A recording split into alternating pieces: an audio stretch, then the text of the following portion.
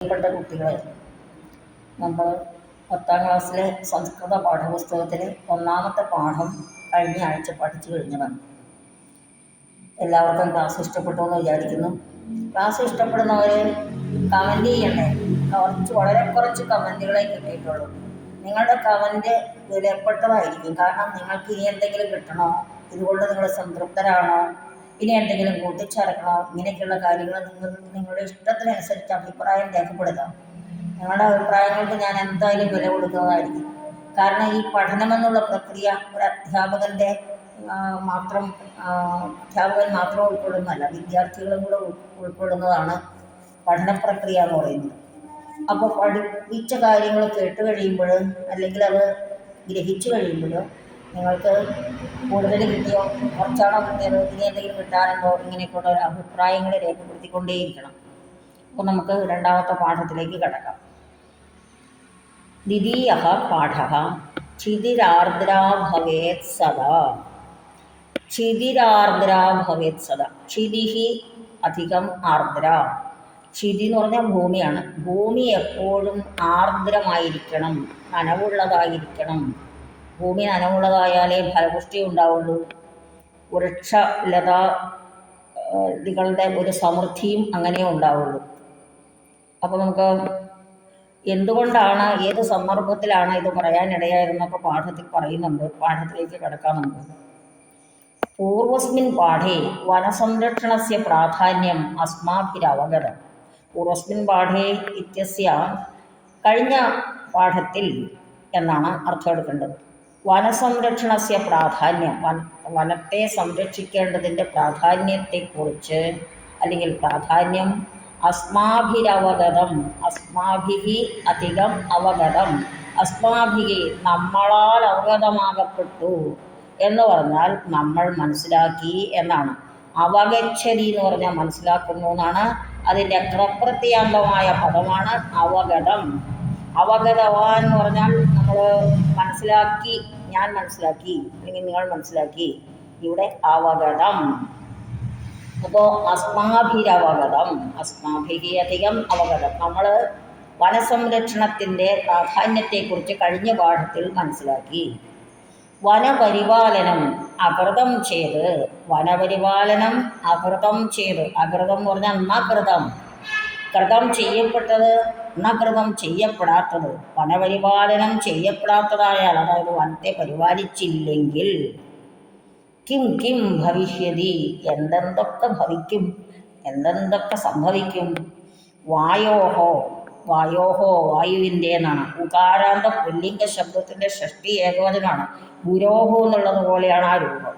വായുവിൻ്റെയും അതുപോലെ ജലസ്യച, ജലത്തിൻ്റെയും സംരക്ഷണേ, വായുവും ജലവും സംരക്ഷിക്കുന്ന കാര്യത്തിൽ വനം കഥം സഹായകം ഭവതി, വനം എപ്രകാരം സഹായകമാകുന്നു. ഇതി ഭവന്തഃ ചിന്തിതവന്തഃ ഖലു, എന്ന് നിങ്ങൾ ചിന്തിച്ചു കാണുമല്ലോ. വനനാശനേന, വനങ്ങൾ നശിക്കുന്നത് കൊണ്ട് ആഗോളതാപനം, അനാവൃഷ്ടി, ആഗോളതാപനം നിങ്ങൾക്ക് പരിചിതമായൊരു വിഷയമാണ്. അനാവൃഷ്ടി എന്ന് പറഞ്ഞാൽ വരൾച്ച, മഴയില്ലാത്ത അവസ്ഥ. അതിവൃഷ്ടി എന്ന് പറഞ്ഞാൽ കൂടുതൽ മഴ, വെള്ളപ്പൊക്കമൊക്കെ ഉണ്ടാകാനുള്ള തരത്തിലുള്ള മഴയ്ക്കാണ് അതിവൃഷ്ടി. അനാവൃഷ്ടി മഴയില്ലായ്മ. ഇത്യാദീനി സംഭവന്തി ഇതി സർവൈഹി ജ്ഞാതം, ഇതൊക്കെ സംഭവിക്കുമെന്ന് എല്ലാവർക്കും അറിയുന്ന കാര്യമാണ്. ഇവിടെ ജ്ഞാതം എന്നുള്ളത് അവഗതം എന്ന് പറഞ്ഞതുപോലെ കൃതപ്രത്യാന്തമായൊരു പദമാണ്. നിങ്ങൾ ഇതുവരെ കൃതപ്രത്യാന്തമായ പദങ്ങൾ എന്നൊന്നും പറഞ്ഞ് പരിചയപ്പെട്ടിട്ടുണ്ടാവാൻ സാധ്യതയില്ല. അതുകൊണ്ടാണ് ഞാനിതെല്ലാം പറയുന്നത്. ജ്ഞാധാതുവിൽ നിന്ന് കൃതപ്രത്യയം ചേർന്നിട്ടുണ്ടായ രൂപമാണ് ജ്ഞാതം. ഞാൻ അവഗതം എന്ന് പറഞ്ഞപ്പോൾ അവഗതവാൻ എന്ന് പറഞ്ഞു. അതുപോലെ തന്നെ ഈ ജ്ഞാതത്തിൻ്റെ വേറെ ഒന്ന് പരസ്നേഹിതത്തിൽ ഉപയോഗിക്കുന്നതാണ് ജ്ഞാതവാൻ എന്ന് പറഞ്ഞാൽ മനസ്സിലാക്കിയവൻ, ഞാൻ മനസ്സിലാക്കി, അല്ലെങ്കിൽ നിങ്ങൾ മനസ്സിലാക്കി എന്നാണ്. ഈ ക്രവതു എന്ന രണ്ട് പ്രത്യയങ്ങൾ ഇരട്ടകളാണ് അവർ. മീനിങ് ഒന്ന് തന്നെയാണ്. ക്രപ്രത്യയം ആത്മനിപദത്തിലും, അതായത് കർമ്മണി പ്രയോഗത്തിലും, ക്രവതു പ്രത്യയം കർത്തരി പ്രയോഗത്തിൽ, അതായത് വാസി വോയിസിൽ ഉപയോഗിക്കുന്നതാണ്.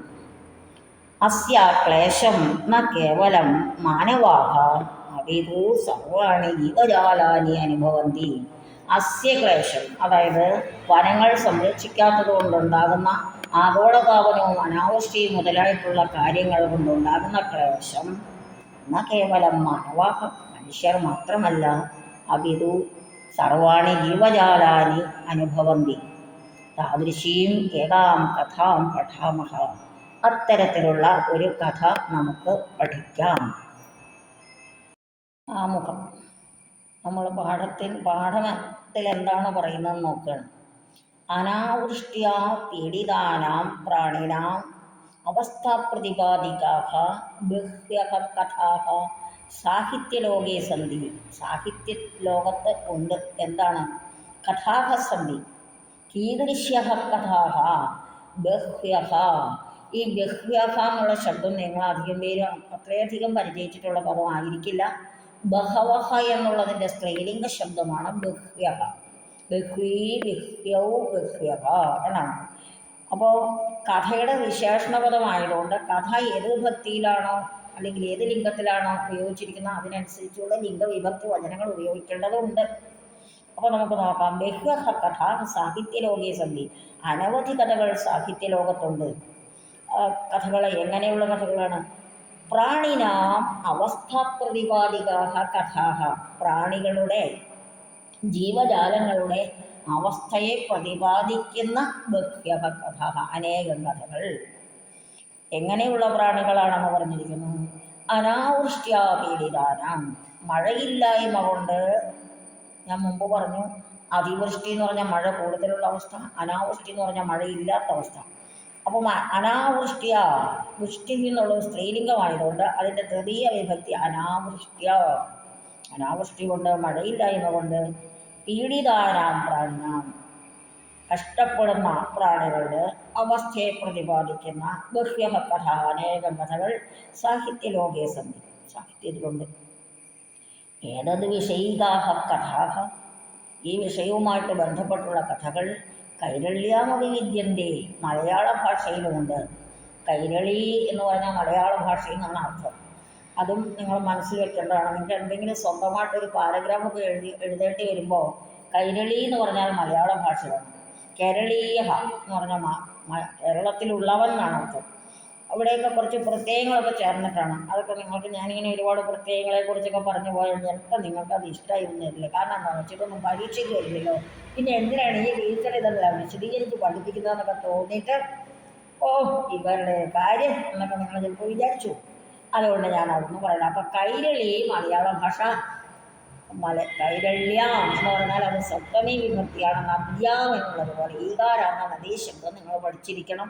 അങ്ങനെയാണെങ്കിലേ നിങ്ങൾക്ക് ഈകാരാന്ത ശബ്ദങ്ങൾ സ്വന്തമായിട്ട് പ്രയോഗിക്കാൻ പറ്റുള്ളൂ. കൈരള്യാമപി വിദ്യന്തേ, കൈരളിയിലുമുണ്ട്, മലയാള ഭാഷയിലും ഉണ്ട്. വിദ്യന്തേ എന്ന് പറഞ്ഞാൽ ഉണ്ട് എന്നർത്ഥമാണ്. വൈരോ ഇവിടത്തെ അർത്ഥം. ചിലയിടത്ത് ശോഭിക്കുന്നു എന്നർത്ഥമുണ്ട് വിദ്യന്തേ എന്നുള്ളത്. വൈലോപ്പിള്ളി ശ്രീധരമേനോൻ മഹാശയേന വിരചിതായാം, വൈലോപ്പിള്ളി ശ്രീധരമേനോൻ എന്ന പ്രശസ്തനായ മലയാള കവിയാൽ വിരചിതമായ ജലസേചനമിതി കവിതായാമൊഴി, വിരചിതായാം കവിതായാം, രചിച്ച കവിതയിൽ. അപ്പോൾ കവിതായ എന്നുള്ളത് സപ്തമി ആയതുകൊണ്ട് വിരചിതായ എന്നുള്ളത് അവിടെ സപ്തമിയിൽ ഉപയോഗിച്ചിരിക്കുന്നു. അപ്പോൾ വൈലോപ്പിള്ളി എന്ന മഹാകവി എന്നല്ല, പ്രശസ്തനായ കവി രചിച്ച ജലസേചനമിതി കവിതായാമൊഴി, ജലസേചനം എന്ന കവിതയിലും യേഷയേവ വിഷയ പ്രതിപാദിത വർത്തത, ഈ വിഷയം തന്നെ പ്രതിപാദിച്ചിരിക്കുന്നു. ഏത് വിഷയം? അനാവൃഷ്ടി കൊണ്ട് പീഡിതരായ പ്രാണികളുടെ അവസ്ഥയെക്കുറിച്ചാണ് ആ കവിതയിലും പറയുന്നത്.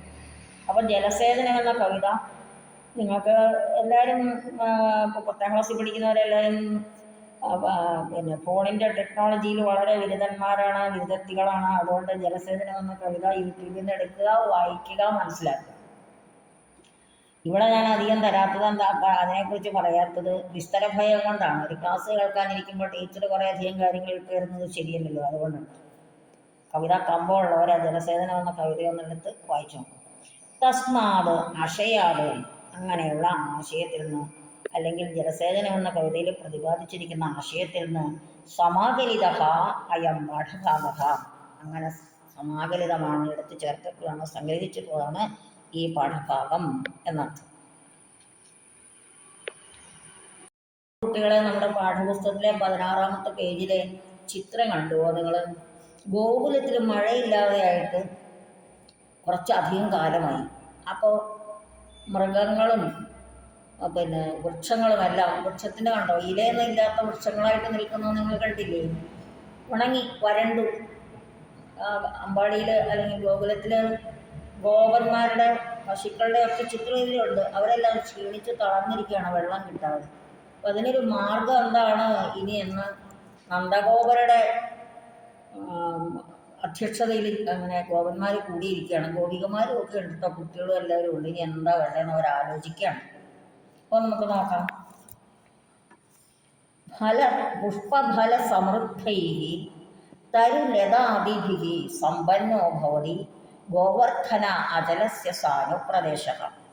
പുഷ്പങ്ങളെക്കൊണ്ടും ഫലങ്ങളെക്കൊണ്ടും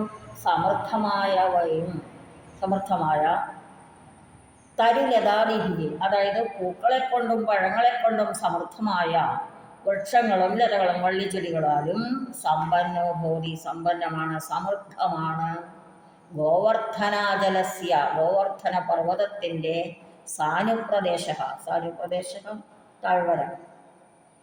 തത്രസ്ഥാഃ ജനാഃ, തത്രസ്ഥാഃ ജനാഃ എന്ന് പറഞ്ഞാൽ അവിടെയുള്ള ആളുകൾ എന്നാണ് അർത്ഥം. തത്ര സ്ഥിതാഃ, തത്രസ്ഥാഃ, തത്ര തിഷ്ഠന്തി ഇതി തത്രസ്ഥഃ, ഇങ്ങനെയൊക്കെ നമുക്ക് വിഗ്രഹിച്ച് അർത്ഥം എടുക്കാം.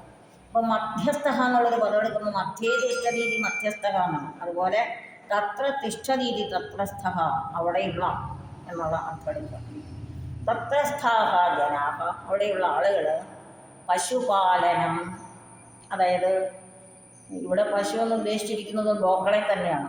പശു എന്നുള്ളതിന് സംസ്കൃതത്തിൽ മൃഗങ്ങൾ എന്നർത്ഥമാണെങ്കിലും ഇവിടെ ഗോക്കളെ എന്നർത്ഥം എടുക്കാം, പശുക്കളെ.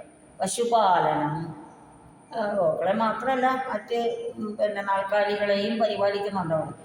അങ്ങനെ പരിപാലിച്ചിട്ട് കാർഷിക വൃത്തിയും ചക്രത്വ, കൃഷിപ്പണിയെല്ലാം ചെയ്ത്, വൃത്തി തൊഴിൽ, കാർഷിക വൃത്തി കൃഷിയാകുന്ന തൊഴിൽ ചെയ്ത് ജീവനം അപൂർവം, ജീവിതം കഴിച്ചു കിട്ടിക്കൊണ്ടിരുന്നു. അവരുടെ ജീവിതം അങ്ങനെയാണ് അവർ നടത്തിക്കൊണ്ട് പോയത്, മുന്നോട്ട് കൊണ്ടുപോയത് അർത്ഥം. യച്ഛതാകാലേന, യച്ഛതാകാലേന എന്നുള്ളത് ഒരു പ്രയോഗമാണ്. കാലക്രമേണ എന്നുള്ള ഒറ്റ വാക്കിൻ്റെ പകരം അങ്ങോട്ട് കൊടുത്തിരിക്കുന്നതാണ് യച്ഛതാകാലേന. കാലം കടന്നു പോകവേ എന്ന് പറഞ്ഞാൽ കാലക്രമത്തിൽ. അനാവൃഷ്ട്യ, മഴയില്ലായ്മ കൊണ്ടും, ഗ്രീഷ്മാതപേനച്ച, വേനൽക്കാലത്തിൻ്റെ ചൂട് കൊണ്ടും, സ്വയം പ്രദേശവും അയം പ്രദേശ, സഹായം പ്രദേശ എന്ന് പറഞ്ഞിരിക്കുന്നത് ഗോവർദ്ധന പർവ്വതത്തിൻ്റെ സാനുപ്രദേശം. മരുപ്രദേശ കൽപ്പഃ സമൃദ്ധ, ഈ കൽപ്പഃ എന്നുള്ള വാക്ക് മരുപ്രദേശം പോലെ, ഏകദേശം മരുപ്രദേശം പോലെയായി. പ്രദേശമാണോ എന്ന് ചോദിച്ചാൽ അല്ല, മരുപ്രദേശം പോലെ എന്ന് അർത്ഥം. മരുപ്രദേശം എങ്ങനെയാണോ അതിൻ്റെ പോലെ തന്നെയാണുള്ള അർത്ഥത്തിലാണ്. സമൃദ്ധ, ആയിത്തീർന്നു.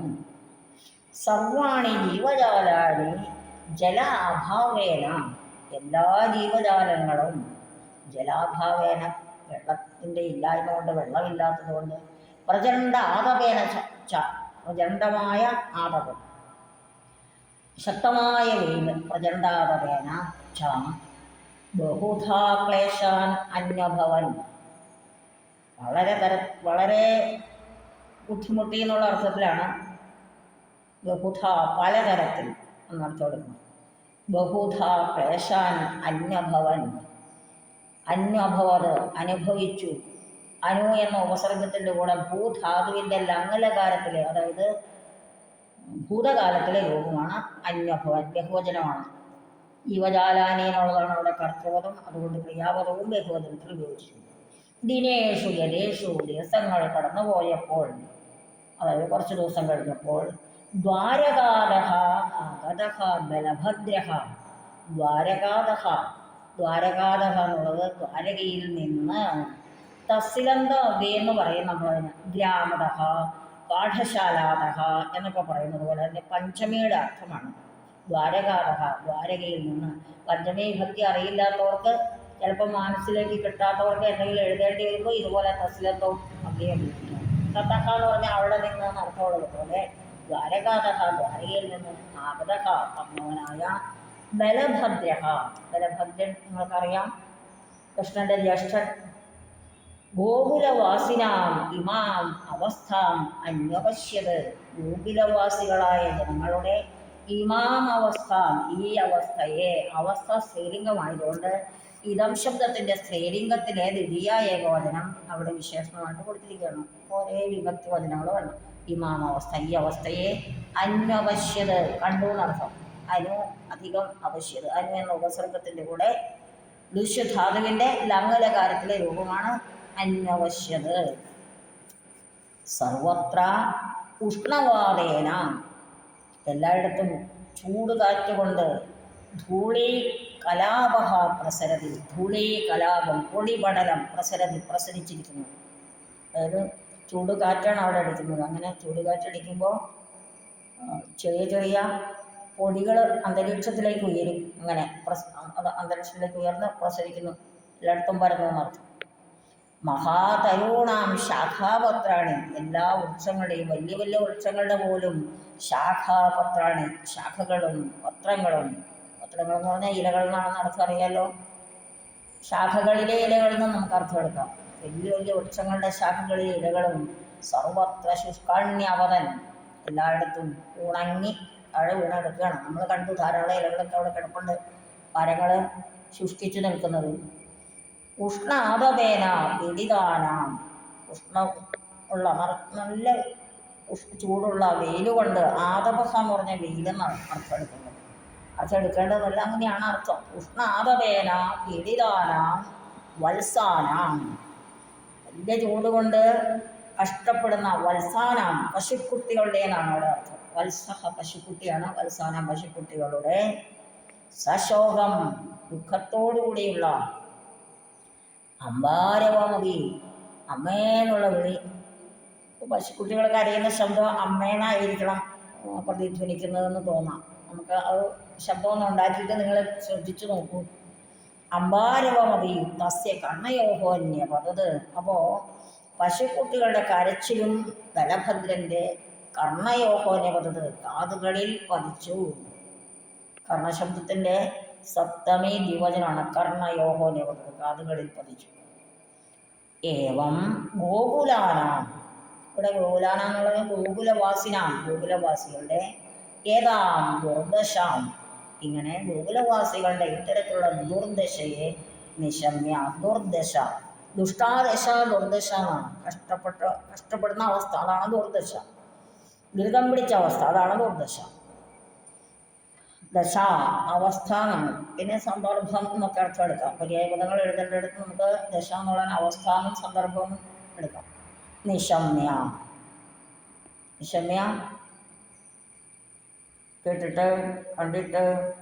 സീരപാണേഹേ ഹൃദയം, സീരപാണി, സീരഹ എന്ന് പറഞ്ഞാൽ കലപ്പ എന്നാണ് അർത്ഥം. സീരം പാണിയിലുള്ളവൻ, കലപ്പ കയ്യിലുള്ളവൻ. ഹലായുധ എന്ന് പറയാറുണ്ട്. ആരാണത്? ബലഭദ്രൻ. അപ്പോൾ സീരപാണേഹേ ഹൃദയം, ബലഭദ്രൻ്റെ ഹൃദയം നിതരാം വ്യാകുലമഭവത്, ഇങ്ങേറ്റം വ്യാകുലമായി, അദ്ദേഹത്തിന് ദുഃഖമായി എന്നർത്ഥം. ദശാമിമാം നിരീക്ഷ്യ, ഈ അവസ്ഥ നിരീക്ഷിച്ചിട്ട് സൂക്ഷ്മമായിട്ട് മനസ്സിലാക്കി, കണ്ടു മനസ്സിലാക്കിയിട്ട്, സൂരജായാഹ തീരെ സ്ഥിതം ഹലായുധമുപേത്യ. സൂരജ എന്ന് പറഞ്ഞാൽ യമുനാനദി. യമുനാനദിയുടെ സൂരജ, സൂര്യപുത്രി എന്നുള്ള അർത്ഥത്തിലാണ്. സൂര്യപുത്രിയായ യമുനാനദിയുടെ തീരെ സ്ഥിതം, തീരത്ത് നിൽക്കുന്ന. നമ്മുടെ ബലഭദ്രൻ യമുനാനദിയുടെ തീരത്ത് നിന്നിങ്ങനെ ആലോചിക്കുകയാണ്, ഇനി ഇവർക്ക് എന്താണ് ഇവരുടെ ഈ ദുർദശയ്ക്ക് ഒരു പരിഹാരം എന്താണെന്ന് ആലോചിച്ച് കൊണ്ട് നിൽക്കുമ്പോൾ, ഹലായുധം ഉപേത്യ, ഹലായുധ സമീപം കെത്തുവാന്ന് അർത്ഥം. ഹലായുധൻ്റെ അടുത്ത് എന്നിട്ട് ഉപേത്യ സമീപം കെത്തുവാന്നാണ് അർത്ഥം. കേരള ഗോപാലകാഹ, ചില ഗോപന്മാര് ഏവം അവതൻ, ഇപ്രകാരം പറഞ്ഞു. അവതത് അവതതാം അവതൻ, അങ്ങനെ, അതായത് ഭൂതകാലത്തിലെ രൂപമാണ്. ഭോഗദേവ അസ്മാകം പ്രദേശോയം ജലാഭാവേന ഊഷരാഭവതി. അസ്മാകം അയം പ്രദേശ, ഞങ്ങളുടെ ഈ പ്രദേശം ജലാഭാവേന, വെള്ളമില്ലാത്തത് കൊണ്ട് ഊഷരാഭൂമി, ഉണങ്ങി വരണ്ടു കിടക്കുന്ന ഭൂമിക്കാണ് ഊഷര ഭൂമി എന്ന് പറയുന്നത്. അതിൻ്റെ ഊഷര എന്നുള്ള പദത്തിൻ്റെ വിപരീത പദമാണ് ഉറുവര, ഫലപുഷ്ടിയുള്ളതെന്നാണ് അതിൻ്റെ അർത്ഥം. ഉഷര ഓപ്പോസിറ്റ് വേർഡ് ഉറുവര. അത്ര ജലനിധി വ്യവഹർത്തും ഇതാനീം അസ്മാകം നേത്രാംബുഗണമേവ ശിഷ്ടമസ്തി.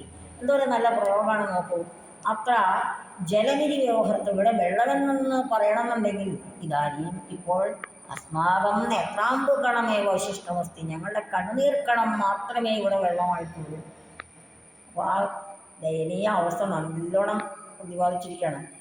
ഈ ഗോകുലത്തിൽ മഴയില്ലായ്മ കൊണ്ട് ഉള്ള വരൾച്ചയുടെ ആധിക്യത്തെ സൂചിപ്പിക്കാനാണ് വെള്ളം എന്ന് പറയണമെങ്കിൽ ഞങ്ങളുടെ കണ്ണുനീർത്തുള്ളി മാത്രമാണ് ഇവിടെ വെള്ളമാണ്, അത് മാത്രമേ അവശേഷിക്കുന്നുള്ളൂ. ശിഷ്ടമസ്തി എന്ന് പറയുന്നത് ഉന്നത വൃക്ഷാഭാവി, വലിയ വൃക്ഷങ്ങൾ പോലും ചണ്ടാംശുകിരണൈഹി, ചണ്ടാംശുഹു സൂര്യ, ചണ്ടാംശുകിരണൈഹി ചണ്ടാംശോഹു കിരണൈഹി, സൂര്യസ്യ കിരണൈഹി, സൂര്യൻ്റെ കിരണങ്ങൾ കൊണ്ട് ശുഷ്കാഹ ജാതാഹ, ഉണങ്ങിപ്പോയിരിക്കുന്നു. തർഹി ത്രിമാനം കാര്യം കിമുത, അപ്പോൾ പിന്നെ പുല്ലുകളുടെ കാര്യം പറയാനുണ്ടോ? കിമുത എന്ന് പറഞ്ഞാൽ കിമുത വക്തവ്യമസ്തി എന്നാണ്, പറയാനുണ്ടോ എന്ന്. ഈ കിമുത എന്നുള്ള പ്രയോഗത്തിൽ നിന്നാണ് കൗമുദിക ന്യായം അപ്പോൾ പിന്നെ പറയാനുണ്ടോ എന്ന്. പണ്ട് പഠിപ്പിക്കുന്ന അധ്യാപകർ പറഞ്ഞിരുന്നൊരു വാചകമുണ്ട്, അപ്പം കുത്തിയ കോല് എലി കൊണ്ടുപോയി, അപ്പത്തിൻ കഥ എന്തുതാൻ. അപ്പം കുത്തിയ കോല് എന്ന് പറഞ്ഞാൽ നിങ്ങൾക്ക് മനസ്സിലാവുമെന്ന് അറിയില്ല. പണ്ടൊക്കെ അപ്പം ഉണ്ടാക്കിയിട്ട് ഇന്ന് നമ്മൾ ചൂടാറാത്ത പാത്രത്തിലിട്ട് വയ്ക്കുന്ന പോലെയല്ല, ഒരു കോലിൽ കുത്തിയിട്ട്, പപ്പടമൊക്കെ നമ്മൾ വറക്കുമ്പോൾ കുത്തിയിട്ട് എടുക്കില്ലേ, അതുപോലെ ഒരു കോലിൽ കുത്തിയിട്ട് അപ്പം ഇങ്ങനെ കോർത്ത് വെക്കുകയാണ് പതിവ്. ആ അപ്പം കുത്തിയെടുത്ത കോല് പോലെ എലി കൊണ്ടുപോയി എന്ന് പറഞ്ഞാൽ പിന്നെ അപ്പത്തിൻ കഥ എന്തുവാൻ, അപ്പത്തിൻ്റെ കഥ എന്താണ്? അപ്പോൾ അങ്ങനെയാണ്. എന്നാൽ പിന്നെ പറയാനുണ്ടോ എന്നാണ് ഈ കിമുത എന്നുള്ളതിൻ്റെ അർത്ഥം. ഇവിടെ തർഹി തൃണാനാം കാര്യം കിമുത, ഇതാണ് കൗമുദിക ന്യായം എന്ന് പറയുന്ന ന്യായം. അലങ്കാരമൊക്കെ ഉണ്ട് കേട്ടോ. അപ്പോൾ അതൊന്നും നിങ്ങൾക്ക് പഠിക്കാനില്ലാത്തതുകൊണ്ടാകും പറഞ്ഞ് ഉടനെ നിങ്ങൾ പേടിപ്പിക്കുന്നില്ല. എന്തായാലും തർഹി തൃണാനാം കാര്യം കിമുത, വലിയ വലിയ വൃക്ഷങ്ങൾ പോലും സൂര്യൻ്റെ ഉഗ്രതാപം കൊണ്ട്, ഉഗ്രകിരണങ്ങൾ കൊണ്ട് ഉണങ്ങിപ്പോയത് അവസ്ഥയിൽ പിന്നെ പുല്ലുകളുടെ കാര്യം പറയുന്നത്. എന്തിനാ പുല്ലിൻ്റെ കാര്യം പ്രത്യേകം പറഞ്ഞതെന്ന് വെച്ചാൽ അമ്പാടിയിലെ പശുക്കളെ തീറ്റാൻ പുല്ല് വേണ്ടേ, അപ്പോൾ പുല്ലില്ലാത്ത അവസ്ഥയും കൂടെ ഒന്നങ്ങോട്ട് സൂചിപ്പിക്കുകയാണ്. ഏതദാകർണ്യ, ഇത് കേട്ടിട്ട് ആശ്രിത വത്സലസ്യ ഹലധരസ്യ ഹൃദയം പ്രവാർദ്രമബോധ, ഇത് കേട്ടപ്പോഴേക്കും ആശ്രിതവത്സനായ നമ്മുടെ ബലഭദ്രൻ്റെ ഹൃദയം, ഹലധരൻ്റെ കലപ്പകല്ലേന്തിയ ഹലധരൻ ബലരാമൻ, ബലഭദ്രൻ, അദ്ദേഹത്തിൻ്റെ ഹൃദയം കൃപാർദ്രമബോധ, കൃപ കൊണ്ട് ആർദ്രമായി, ദയ കൊണ്ട് നനവുള്ളതായി തീർന്നു, മനസ്സലിഞ്ഞു എന്നർത്ഥം. ചിന്താമഗ്നഹാസഹ, ചിന്താമഗ്നായ അദ്ദേഹം കാളിന്തി തീരെ നിഷസാവ, കാളിന്തി നദിയുടെ തീരത്ത് അങ്ങനെ ഇരുന്നു. എന്താ വേണ്ടതെന്ന് വിചാരിച്ചിട്ട് കാളിന്തി, യമുനാ നദിയുടെ മറ്റൊരു പേരാണ് കാളിന്തി. കളിന്ത പർവ്വതത്തിൽ നിന്ന് ഉത്ഭവിക്കുന്നു എന്നുള്ളതുകൊണ്ടാണ് കാളിന്തി എന്ന് പറയുന്നത്. തസ്യ മനസ്സിൽ, അദ്ദേഹത്തിൻ്റെ മനസ്സിൽ അങ്ങനെ ചിന്തിച്ച് വന്നപ്പോൾ അദ്ദേഹത്തിൻ്റെ മനസ്സിൽ വർഷാകാല ആകാശേ, വർഷകാലത്തെ ആകാശത്തിൽ എന്ന പോലെ, ആകാശത്തിൽ നവപയോദഹൈവ, പുതിയ മേഘങ്ങൾ വന്നു കൂടുന്നത് പോലെ, പയോദഹ പയസ് ദാനം ചെയ്യുന്നത്, വെള്ളം ദാനം ചെയ്യുന്നത് പയോദം, മേഘമെന്നർത്ഥം. നവപയോദഹ പുതുമേഘം. അപ്പോൾ വർഷാകാല ആകാശത്തിൽ പുതിയ മേഘങ്ങൾ രൂപപ്പെടുന്നത് എങ്ങനെയോ അപ്രകാരം കാചന ചിന്ത, ഏതോ ഒരു ചിന്ത പ്രാദുർഭവിച്ചു, ഉണ്ടായി, ഉത്ഭവിച്ചു, മനസ്സിലേക്ക് ഇങ്ങനെ വന്നു എന്നർത്ഥം. ജലസേചനാവൃതേ, ജലസേചനം കൂടാതെ ഗോകുലസ്യ ദുരിതപരിഹരണായ, ഗോകുലത്തിൻ്റെ ദുരിതം പരിഹരിക്കുവാൻ അന്യക ഉപായ നാസ്തി, മറ്റൊരു ഉപായമില്ല. ജലസേചനാവൃതേ, അതൊരു വിശിഷ്ട പ്രയോഗമാണ്. ഹൃദയ എന്ന ശബ്ദത്തിന് കൂടാതെ എന്നർത്ഥമാണ്. ജലസേചനാവൃതേ, ജലസേചനം ഒഴികെ, ജലസേചനം കൂടാതെ എന്നർത്ഥം. ഈ ഹൃദയശബ്ദത്തിൻ്റെ കൂടെ പഞ്ചമി വിഭക്തി ഉപയോഗിക്കണം. അതാണ് ജലസേചനാത് എന്ന് പഞ്ചമി ഉപയോഗിച്ചിരിക്കുന്നത്. ഗോകുലസ്യ ദുരിതം, അപ്പോൾ ജലസേചനം കൊണ്ടല്ലാതെ ഗോകുലത്തിൻ്റെ ദുരിതം തീരില്ലാതെ അതിന് വേറൊരു ഉപായമില്ല എന്ന് അദ്ദേഹം ചിന്തിച്ചു. ഏവം വിചിന്തയൻ, എന്ന് ചിന്തിച്ചുകൊണ്ട് വിചിന്തയൻ ചിന്തിക്കുന്നവനായിട്ട്, ചിന്തിക്കുന്നവൻ, കുറുവൻ ചെയ്യുന്നവൻ, കുറുവൻ ചെയ്യുന്നവൻ, പഠൻ പഠിക്കുന്നവൻ, ലിഖൻ എഴുതുന്നവൻ. ഇങ്ങനെ ശത്രുപ്രത്യാന്തമായ പദമാണ്. ചിലപ്പോൾ നിങ്ങൾക്ക് പരീക്ഷയ്ക്ക് ശത്രുപ്രത്യാന്തം, ശാനച്ച് പ്രത്യാന്തമൊക്കെ നേരിട്ട് എഴുതാനായിട്ട് ചോദിക്കാൻ സാധ്യതയുണ്ട്. ഈ പുസ്തകത്തിന് മുമ്പുണ്ടായിരുന്ന പുസ്തകത്തിൽ അതൊക്കെ പഠിക്കാനുണ്ടായിരുന്നു. ഇങ്ങനെ വിചിന്ത എന്നുള്ളത് ബലഭദ്രൻ്റെ വിശേഷണമാണ്. അദ്ദേഹം ചിന്തിക്കുന്നവനായിട്ട്. കാളിന്തിയും അവതത്, കാളിന്തിയോട് പറഞ്ഞു, ഓ കളിന്തതേ, അല്ലയോ ഗംഗേ, അല്ലയോ യമുനെ, അല്ലയോ യമുനെ, ഹസ്തശോഭം ഗോകുലം ന പശ്യസി, ഭംഗികെട്ട ഗോകുലത്തിൻ്റെ അവസ്ഥ നീ കാണുന്നില്ലേ? ഭംഗികെട്ടു എന്ന് പറഞ്ഞാൽ വേറൊന്നുമല്ല, മഴയില്ലാത്തത് കൊണ്ട് വൃക്ഷങ്ങളെല്ലാം ഉണങ്ങി വരണ്ട് ഇല പൊഴിച്ച് പക്ഷിമൃഗാദികളും ഒക്കെ ദാഹിച്ചു വലഞ്ഞ് അങ്ങനത്തെ ഒരു കഷ്ടാവസ്ഥ. അതാണ് ഹസ്തശോഭം. ഗോകുലത്തിനിപ്പോൾ ഒരു പവിട്ടുമില്ല, അതാണ് ഹസ്തശോഭം. ശോഭയെല്ലാം അസ്തമിച്ചു പോയ ഗോകുലം ഇന്ന വശ്യസി, ഗോകുലം നീ കാണുന്നില്ലേ? അവിടെ കളിന്തജേ, കളിന്തജ, കളിന്ത പർവ്വതാത് ജാത കളിന്തജ, അതിൻ്റെ സംബോധനയാണ് കളിന്തജേ. കിന്ന വശ്യസി, കാണുന്നില്ലേ? ഹേ ഭൂലോക സേവിനി, ഭൂലോകത്തിനെ മുഴുവൻ സേവിക്കുന്നവളായ യമുനെ, കാരുണ്യശാലിനി, ദയവുള്ളവളായ യമുനെ, ഗോലോകവാസിന മുഖ്യത പയസ്വിനി, ഗോലോകവാസികളുടെ, അതായത് അമ്പാടിയിലെ മുഖ്യ പയസ്വിനി, മുഖ്യ നദി, പയസ്വിനി എന്ന് പറഞ്ഞാൽ ധാരാളം വെള്ളമുള്ളവൾ, നദി എന്നർത്ഥമാണ്. മുഖ്യ പയസ്വിനി, ഇതൊക്കെ സംബോധനയാണ്. കാരുണ്യമേവ തൃണാന്യേതാണ്, നിന്റെ കാരുണ്യം കൊണ്ടാണ് ഈ പുല്ലുകളൊക്കെ ഇവിടെ ഉണ്ടായിരിക്കുന്നത്. ഇപ്പോൾ അതൊക്കെ വണ്ടിരിക്കുന്നു. ത്വത്കാരുണ്യമേവ, തവ കാരുണ്യമേവ എന്നർത്ഥം. തൃണാനി അധികം ഏതാനി, തൃണാന്യേതാനി, ഏതാനി തൃണാനി ത്വത്കാരുണ്യമേവ. ഈ ഗോകുലത്തിൽ പച്ചപ്പുണ്ടെങ്കിൽ അത് നിന്റെ കാരുണ്യം കൊണ്ടാണ് ഉണ്ടാകാറുള്ളത്. തവ പ്രേമയേവ അത്ര ക്ഷീരരൂപേണ പ്രവഹതി, നിന്റെ സ്നേഹമാണ് ഇവിടെ ഈ ക്ഷീരരൂപത്തിൽ. അതായത് ഇവിടെ ഇവിടുത്തെ പശുക്കൾക്ക് നിറച്ച് പുല്ല് കിട്ടിയാലേ അമ്പാടിയിൽ പാല്, പശുക്കളിൽ നിന്ന് പാല് കിട്ടുള്ളൂ. പശുക്കളെ വളർത്തുന്ന ജോലിയിൽ ഏർപ്പെട്ടിരിക്കുന്ന ഗോപന്മാരുടെ ജീവിതം ശോഭനമാവുള്ളൂ. അതൊക്കെയാണ് അവിടെ ഉദ്ദേശിച്ചിരിക്കുന്നത്. അതഹ പുനരവി, അതുകൊണ്ട് വീണ്ടും തവ കൃപ അത്ര സർവത്ര പ്രസാരയതു ഇതി പ്രാർത്ഥയെ, വീണ്ടും തവ കൃപ, ഭവതിയുടെ കൃപയെ അത്ര സർവത്ര, ഇവിടെ എല്ലായിടത്തും പ്രസാരയതു, പരത്തു എന്ന് പറഞ്ഞാൽ വെള്ളം ഒന്നിങ്ങോട്ട് അമ്പാടിയിലേക്കും കൂടെ. തത് ദൃഷ്ട, അത് കണ്ടിട്ട് ബലഭദ്ര കോപാന്ധ ഭൂത്, ബലഭദ്രൻ കോപം കൊണ്ട് അന്ധനായി, ദേഷ്യമെന്ന് കണ്ണണതായി പോയി ബലഭദ്രൻ. ആഹാ എന്നെ കളിച്ചരാണ്. സക്രോധം, സക്രോധം എന്ന് പറഞ്ഞാൽ ക്രോധത്തോടുകൂടി, സസന്തോഷം എന്ന് പറഞ്ഞാൽ സന്തോഷത്തോടുകൂടി, സസ്നേഹം എന്ന് പറഞ്ഞാൽ സ്നേഹത്തോടുകൂടി. അങ്ങനെ ക്രോധേന സഹ വർത്തതേ സക്രോധ എന്നാണ്.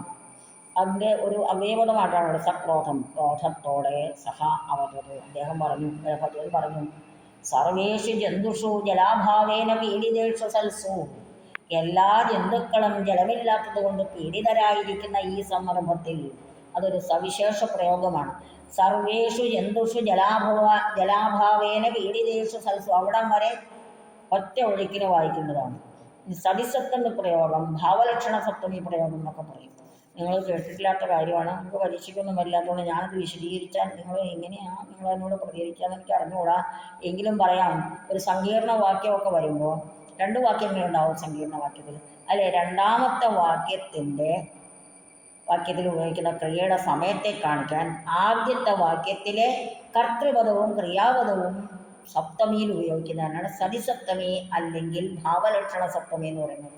ഒരു ഉദാഹരണം ഞാൻ പറയാം. സൂര്യ അസ്തംഗതി ബാലകഃ ഗൃഹമഗച്ഛത്, സൂര്യൻ അസ്തമിച്ചപ്പോൾ ബാലകൻ വീട്ടിൽ പോയി. അപ്പോൾ സൂര്യൻ അസ്തമിച്ചു എന്നുള്ളത് പ്രധാന വാക്യമല്ല, ബാലകഃ ഗൃഹമഗച്ഛത് എന്നുള്ളതാണ് പ്രധാന വാക്യം. ബാലകൻ വീട്ടിൽ പോയി, അപ്പോൾ ഗൃഹമഗച്ഛത് വീട്ടിലേക്ക് പോയി. ആ പോയതിൻ്റെ സമയത്തെ കാണിക്കാൻ സൂര്യൻ അസ്തമിച്ചപ്പോൾ എന്ന് പറഞ്ഞു. അപ്പോൾ സൂര്യൻ എന്ന നാമപദവും അസ്തംഗതമാവുക എന്നുള്ള ക്രിയാപദവും സപ്തമിയിൽ ഉപയോഗിച്ചു. അതാണ് സൂര്യേ അസ്തംഗതേ ബാലകഃ ഗൃഹമഗച്ഛത് എന്ന് പറഞ്ഞത്. അതുപോലെ ഒന്നാണിത്. സർവേഷു ജന്തുഷു ജലാഭാവേന പീഡിതേഷു സൽസു, എല്ലാ ജന്തുക്കളും ജലാഭാവം കൊണ്ട് പീഡിതരായ സമയത്തിങ്കൽ സ്വകീയം ശുദ്ധം ജലം, നിന്റെ ശുദ്ധമായ ജലത്തെ വൃഥ ലവണാംഭസി, ഉപ്പ് കടലിൽ, അതായത് കടലിൽ ചെന്ന ഉപ്പ് വെള്ളത്തോട് ചെയ്യുമ്പോൾ അത് കുടിക്കാൻ കൊള്ളില്ലാതെയായി പോകുമല്ലോ. അങ്ങനെ സമുദ്രത്തിലേക്ക്, ലവണാംഭസി എന്ന് പറഞ്ഞാൽ സമുദ്രം എന്നാണ് അർത്ഥം. ലവണാംഭസി വെള്ളം നിറഞ്ഞിട്ട് സമുദ്രം, അംബസി നിക്ഷേപസിയില്ല. അങ്ങനെ നീ കടലിലേക്ക് കടലിൽ നിക്ഷേപിക്കാൻ പോവാണല്ലേ ഈ നല്ല വെള്ളം, ഈ ജനങ്ങൾക്ക് ഉപകരിക്കാതെ. അതായത് കഷ്ടപ്പെടുന്നവർക്ക് ആ വെള്ളം കൊടുക്കുന്നതിന് പകരം നീ ഇതെല്ലാം കൊണ്ടുപോയി കടലിലേക്ക് ഒഴിക്കാതെ നിന്റെ വെള്ളം കൂടി കുടിക്കാൻ കൊള്ളില്ലാത്തത് ആക്കി തീർക്കുന്നു. അങ്ങനെ ചെയ്യാൻ പാടില്ല. അതാണ് അവിടെ ചോദിച്ചത്. അപ്പോൾ നമുക്കൊന്നവിടെ നോക്കാം. സക്രോധം സഹാവതത്, കോപത്തോടെ അദ്ദേഹം പറഞ്ഞു, സർവേഷു ജന്തുഷു ജലാഭാവേന പീഡിതേഷു സൽസു, എല്ലാ ജീവജാലങ്ങളും ജലമില്ലായ്മ കൊണ്ട് പീഡിതരായിരിക്കെ, അങ്ങനെ അർത്ഥം എടുക്കണം. സ്വകീയം ശുദ്ധം ജലം, തൻ്റെ ശുദ്ധമായ ജലത്തെ വൃഥ വെറുതെ ലവണാംഭസി നിക്ഷേപിക്കില്ല, കടലിൽ കൊണ്ട് നിക്ഷേപിക്കാൻ പോവാണല്ലേ. തവ ഗർവം ഇതാനും ഹനിഷ്യാമി, എൻ്റെ അഹങ്കാരം ഞാൻ ഇപ്പം തീർത്തേക്കാം. ഹനിഷ്യാമി എന്ന് പറഞ്ഞാൽ കൊല്ലാൻ പോവാണെന്നാണ്. ഗർവത്തെ കൊല്ലാൻ പോകണമെന്ന് പറഞ്ഞാൽ ഗർവം, നിൻ്റെ അഹങ്കാരം ഞാൻ തീർക്കും. ഗർവം അധികം ഇതാനും, നിൻ്റെ ഗർവിനെ ഇപ്പോൾ തന്നെ ഇല്ലാതാക്കും. ഏവം ഉക്വ, ഇപ്രകാരം പറഞ്ഞിട്ട് സഹ അദ്ദേഹം ബലഭദ്രൻ ഹലേന കലപ്പ കൊണ്ട് ബലാത് കളിന്തജായാഹ തീരം വിതാര്യ, ബലാൽക്കാരേണ കാളിന്തി നദിയുടെ യമുനാ നദിയുടെ തീരം അവിടെ പിളർന്നു, വിതാര്യ പിളർന്നിട്ട് തതഹ ഗോവർദ്ധന പര്യന്തം, എന്നിട്ട് ഗോവർദ്ധനത്തിൻ്റെ താഴ്വാരം വരെ, ഗോവർദ്ധന പര്യന്തം ഗോവർദ്ധനം വരെ വയപ്രണാളി നഗരോട്, വയസ്സിൻ്റെ ഒരു പ്രണാളി, വെള്ളം ഒഴുകി പോകാനുള്ള തോടെന്നുള്ള അർത്ഥത്തിലാണ് അവിടെ പ്രണാളി ഉപയോഗിച്ചിരിക്കുന്നത്. പ്രണാളിക്ക് കുല്യ എന്ന് നമുക്ക് തോടിന് കുല്യ എന്ന് പറയാറുണ്ട്. കനാല്, തോട് എന്നൊക്കെയുള്ള കുല്യ ഉപയോഗിക്കാറുണ്ട്. പ്രണാളി എന്നുള്ളതിന് കുല്യ എന്ന് പറയാറുണ്ട്. ഈ പ്രണാളി എന്നുള്ള വാക്കിന് വേറൊരു അർത്ഥമുണ്ട്, പിന്നെ രീതി, പ്രണാളി എന്നുള്ളതിന്. പക്ഷെ ഇവിടെ ഉപയോഗിച്ചിരിക്കുന്ന അർത്ഥം ഗോവർദ്ധന പര്യന്തം വയപ്രണാളി നഗരോട്, ഗോവർദ്ധനം വരെ ഒരു തോടങ്ങളുണ്ടാക്കി, തേന മാർഗേണ യമുനാജലം, ആ തോടിലൂടെ, ആ പ്രണാളിയിലൂടെ യമുനാജലം, യമുനയിലെ ജലം കളകളാരവൈഹി സഹ പ്രാവഹച്ച, കളകളാരവത്തോടെ പ്രവഹിക്കുകയും ചെയ്തു. പ്രാവഹത് അധികം ച പ്രാവഹച്ച.